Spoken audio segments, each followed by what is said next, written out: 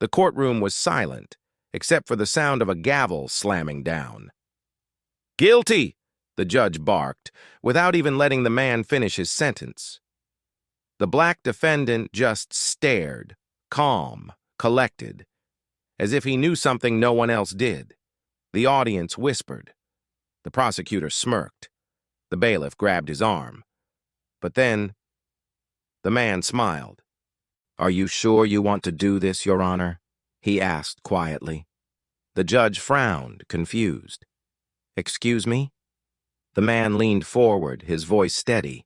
"Because once you sign that paper, it becomes evidence in a federal investigation."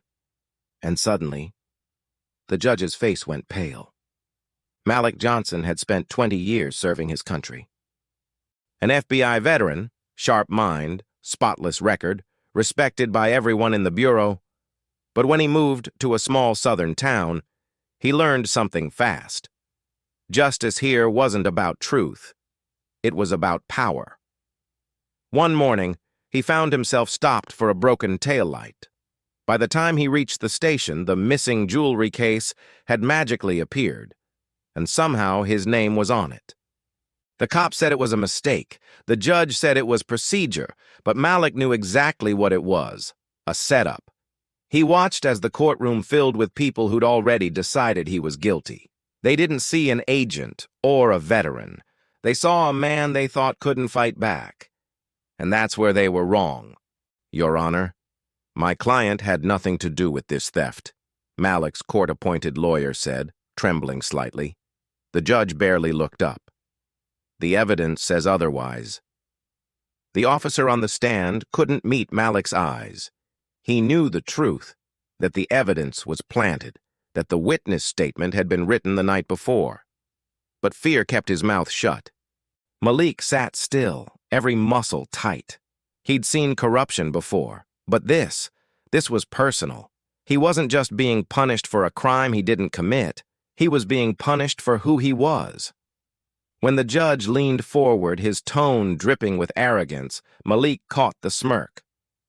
"Men like you," the judge said, "think you're above the law, but not in my courtroom." Laughter rippled through the room. Even the prosecutor chuckled. Malik's jaw clenched. He wanted to speak, to shout, to expose the lies, but he didn't. Not yet. Instead, he studied every detail: the bailiff's badge, the officer's trembling hand, the judge's impatient tapping. Because this wasn't just a trial anymore. It was evidence collection.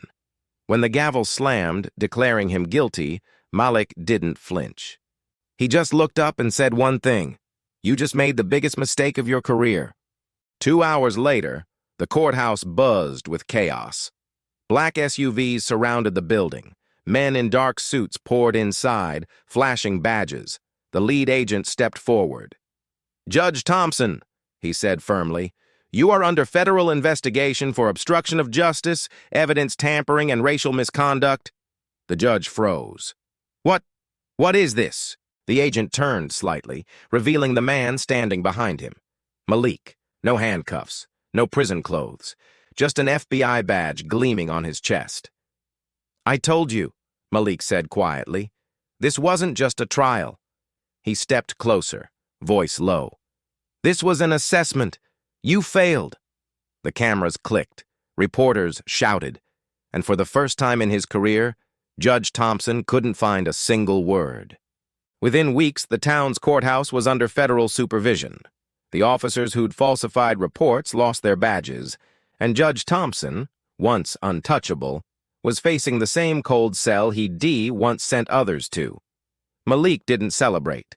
He didn't need to. Justice, he believed, wasn't about revenge. It was about truth. Before leaving town, he stopped at the same courtroom one last time. He placed a small note on the judge's bench. It read, "The law is supposed to protect the innocent, not destroy them." As he walked away, the sunlight hit his badge, glinting like a quiet reminder. Power means nothing without integrity. And somewhere deep in that silent courthouse, the echo of his words still lingered.